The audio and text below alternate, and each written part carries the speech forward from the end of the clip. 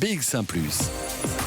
L'édito Fabrice Grosfilet. Comment ne pas tomber dans la sinistrose ? C'est la question que je me suis posée ce mercredi matin en préparant cet éditorial, parce qu'il est difficile de rester zen et positif en regardant les informations qui nous arrivent, et qu'il est tout aussi difficile, je n'en doute pas, pour vous qui nous regardez, de garder un état d'esprit constructif et une certaine joie de vivre quand vous nous entendez égrener aussi souvent d'aussi mauvaises nouvelles.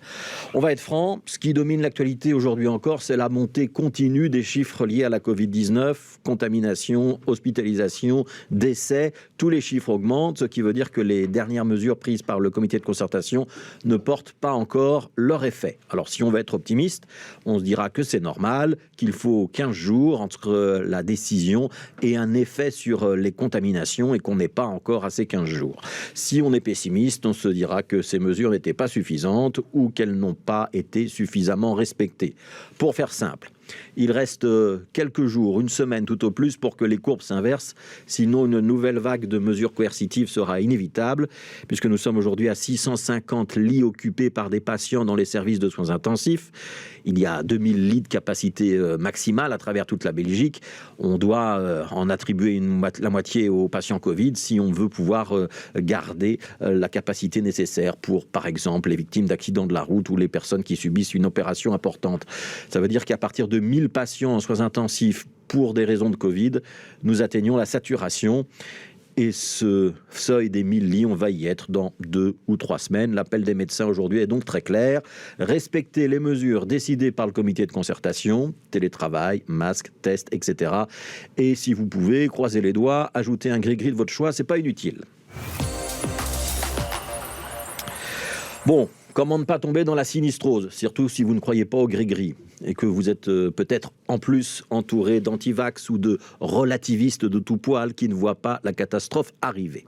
Ce matin, comme tous les matins, je feuilletais la presse, je checkais ma boîte mail, je regardais les dépêches de l'agence Belga ou de l'agence AFP et je me suis surpris à chercher le moyen de ne pas trop vous désespérer. Et j'en ai quand même trouvé. D'abord avec de nouveaux vaccins qui entrent en phase test en Allemagne. Alors on ne parle plus de la technologie ARN messager, on parle d'une technologie de lymphocyte C. C'est la phase 1 de ces nouveaux vaccins, mais elle est encourageante. Il faudra encore beaucoup de temps avant qu'ils arrivent sur le marché, mais ça nous prouve que les scientifiques continuent d'être mobilisés.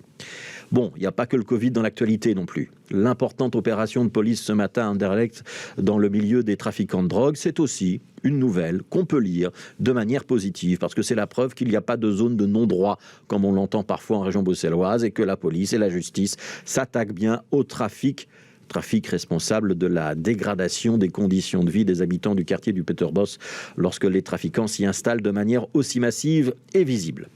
Autre bonne nouvelle, Microsoft qui annonce un investissement d'1 milliard, plus d'1 milliard même, dans des data centers qui seront installés en Belgique. C'est le journal L'Echo qui l'annonce ce matin. On n'a pas encore la localisation précise de ces data centers, mais l'un d'entre eux devrait être situé à proximité de Bruxelles.